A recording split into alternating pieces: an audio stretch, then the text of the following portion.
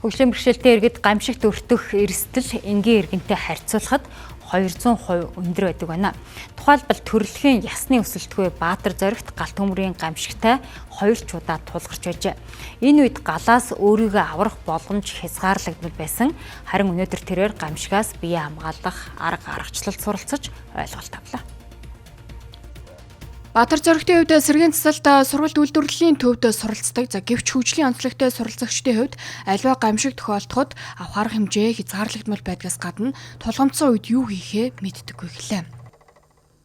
За техникийн өмнө гэр шатчихад тэгээд дүнэлтэй гам байжсэн дүнээр гараа авчихсан.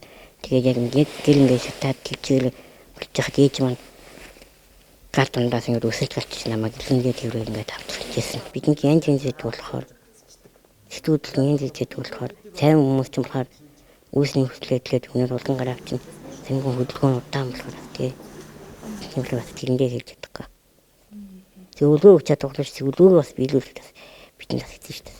Өөрийнхөө байгууллага дээр одоо аварын тохиод уургаад бүх одоо оюутан албан хаагчтай аваад гарахад үнэхээр манай оюутнууд те ер нь бол яг манай сургууль дээр бол хавсарсан буюу одоо хүнд бэрхшээлтэй ийм одоо насанд хүрсэн иргэдэд бид нэр мэргэжлийн боловсрол олгодог. Тэгэхээр насанд хүрсэн гэлтгүй тийм ээ энэ хүмүүс өөрийгөө аваад гарах үнэхээр ямар ч чадвар байгаагүй. Тэ одоо ямар ч ойлголт байхгүй байгаа. Бид нар ийм болно шүү гэж хэлээд байхад одоо ямар ч ойлголтгүй байдаг. Тийм учраас заавал хөндлөнгийн тусламж дэмжлэг хэрэгтэй юм байна гэдгийг л бид нар одоо мэдэж авсан. Тэр хүн чинь хүн шүү дээ. Тэнд тавигдах бас нэг тийм шаардлага байна. Ядаж доошгоо ингээд суугаад бүхийгээд одоо мөглөхнө гэдэг ч юм уу. Ядаж одоо тэр утсаар мэдэгдэн гэдэг ч юм уу.